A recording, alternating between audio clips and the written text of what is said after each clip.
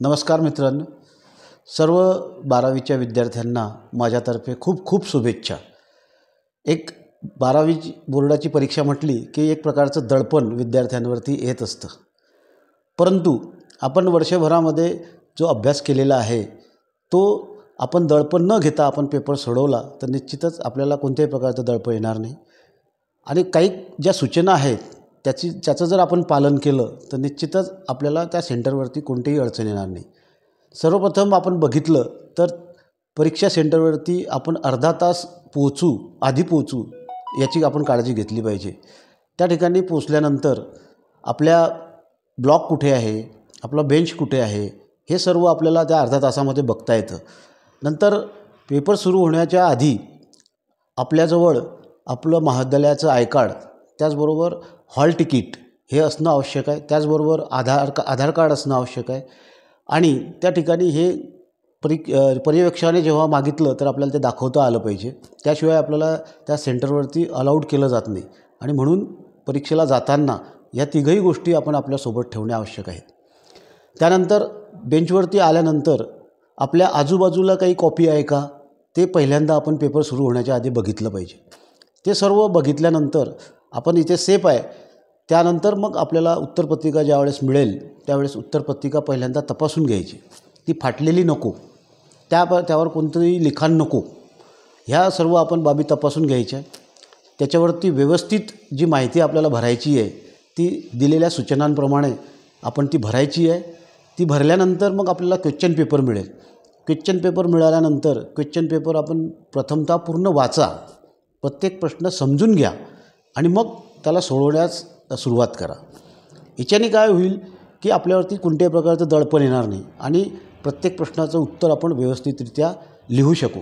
त्याचबरोबर आपल्या परीक्षेला जात असताना आपल्यासोबत पेन, व्यवस्थित पेन, 2-3 पेन आपल्यासोबत असले पाहिजे। एखादा पेन जर बंद पडला तर लगेच आपल्याला दुसरा पेन वापरता आला पाहिजे। पेन्सिल असेल, खोडरबर असेल, जे आपल्याला परीक्षेसाठी अलाउड केलं असेल बोर्डाने ते साहित्य आपण घरून जातानाच तपासून घ्यायचं की जेणेकरून आपल्याला त्या ठिकाणी प्रॉब्लेम येणार नाही। तसेच आपल्या पेपरवरती आपण सांकेतिक खुणा किंवा आयडेंटिफिकेशन होईल आपलं असं करू नका, कारण असं जर परीक्षकांना आढळलं तर निश्चितच तुम्हाला तो पेपर बाद केला जातो आणि मग तुमचं आर्थिक नुकसान, शैक्षणिक नुकसान त्या ठिकाणी होऊ शकतं आणि म्हणून ही काळजी आपण या ठिकाणी घेतली पाहिजे। त्याचप्रकारे कोणत्याही गैरमार्गाचा आपण उपयोग करू नका, जसं की कॉपी असेल, इलेक्ट्रॉनिक डिव्हाइस असतील, हे आपण त्या ठिकाणी वापरू नका, जेणेकरून आपल्यावरती कोणत्याही प्रकारची कारवाई होणार नाही।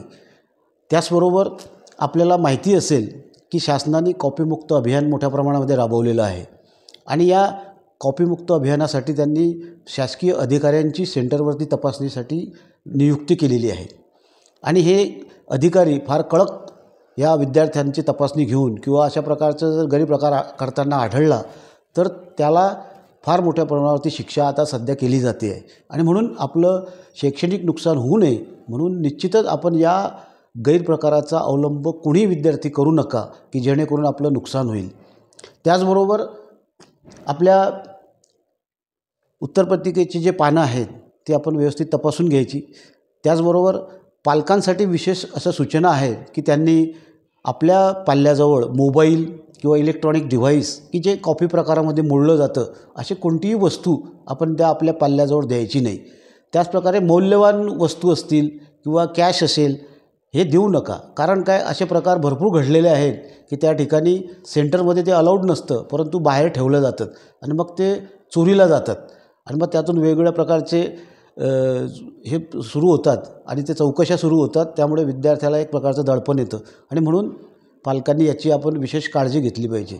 त्याचप्रकारे विद्यार्थ्याने दडपण न घेता अगदी व्यवस्थितपणे जशी आपण वर्षभर तयारी केलेली आहे, आपल्या शिक्षकांनी आपल्याला मार्गदर्शन केलेलं आहे त्याप्रमाणे आपण उत्तरं सोडवायची आहे आणि आपण या परीक्षेमध्ये यशस्वी व्हायचं आहे।